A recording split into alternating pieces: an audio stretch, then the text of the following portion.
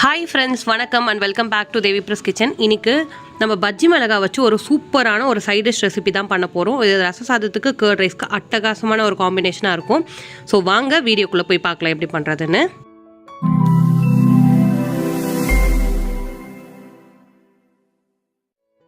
First try இன்க்ரீடியன்ஸ்லாம் அரைச்சிக்கலாம். கொப்பரை தேங்காய் கொஞ்சமாக சேர்த்துக்கோங்க.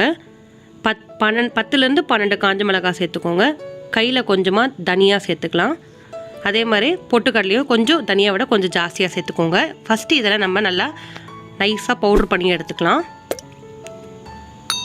பொட்டுக்கடலை அரைஞ்ச அதுக்கப்புறமா நம்ம என்ன சேர்க்க போகிறோம்னா, ஒரு ஃபுல் பூண்டு எடுத்துருக்கேன், அதை சேர்த்துக்கோங்க. 2 வெங்காயம், பல்லாரி வெங்காயம் தான் எடுத்துருக்கேன், அதையும் சேர்த்துட்டு இது நல்லா ஃபைன் பேஸ்ட்டாக அரைச்சி எடுத்துக்கலாம். கொஞ்சமாக கல்லுப்பு போட்டு நல்லா ஃபைன் பேஸ்ட்டாக அரைச்சி எடுத்துக்கோங்க. ஸோ இது சைடில் எடுத்து வச்சுருங்க. அடுத்து பார்த்திங்கன்னா பஜ்ஜி மிளகாய் நல்லா கம்ப்ளீட்டாக வாஷ் பண்ணி எடுத்துக்கோங்க. நம்ம பஜ்ஜி போட்டிருப்போம், பட் இந்த மாதிரி ட்ரை பண்ணி பாருங்கள், சூப்பராக இருக்கும். அதுவும் சூடாக நம்ம தயிர் சாதத்தோட ரச சாதத்தோடு வச்சு சாப்பிடும்போது அட்டகாசமாக இருக்கும்.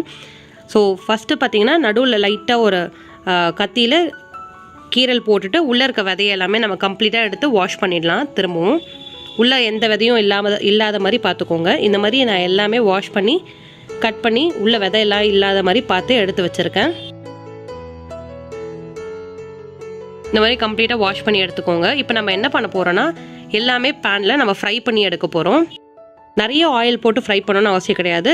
சுற்றி நம்ம தோசைக்கெலாம் ஊற்றுவோம் பார்த்திங்களா, அந்த மாதிரி போட்டு லிட் போட்டு க்ளோஸ் பண்ணி நல்லா குக் பண்ணி எடுக்க போகிறோம். இது நல்லா கம்ப்ளீட்டாக குக்காக இருக்கணும்.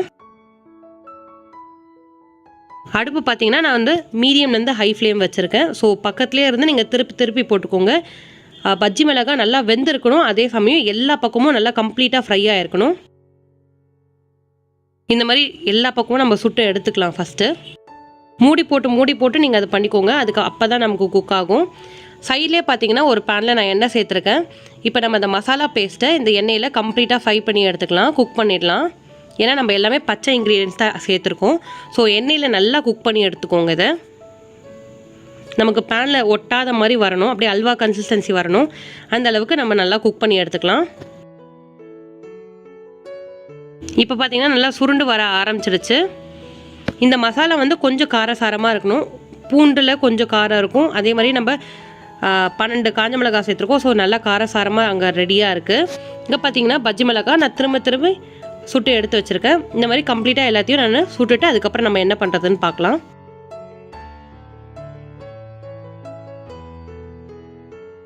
ஸோ கம்ப்ளீட்டாக பார்த்தீங்கன்னா வெந்துருச்சு. இப்போ இதுக்குள்ளே நம்ம அந்த குக் பண்ணி எடுத்த மசாலா பேஸ்ட்டை ஃபுல்லாகவே நம்ம ஸ்ப்ரெட் பண்ணி விட்டுறலாம். இது நீங்கள் ட்ரை பண்ணி பாருங்கள், அவ்வளோ சூப்பராக இருக்கும். பஜ்ஜி ட்ரை பண்ணுறதை விட நீங்கள் இதை ட்ரை பண்ணி பாருங்கள், உங்களுக்கு ரொம்ப பிடிக்கும். அதுவும் சூடாக ரைஸ், ரசம் ரைஸ், கர்ட் ரைஸோடு வச்சு சாப்பிடும்போது அட்டகாசமாக இருக்கும். கட்டாயம் ட்ரை பண்ணி பாருங்கள். இந்த மாதிரி எல்லாத்துலேயும் நம்ம இப்போ தடவிக்கலாம். ஃபஸ்ட்டு அவ்வளோதாங்க, சூப்பரான நம்ம மிளகா பஜ்ஜி வச்சு காரசாரமான ஒரு மசாலா வச்சு நம்ம ஸ்டஃப் பண்ணி நம்ம ப்ரிப்பேர் பண்ணியிருக்கோம். அட்டகாசமாக இருக்கும். ட்ரை பண்ணி பாருங்கள்.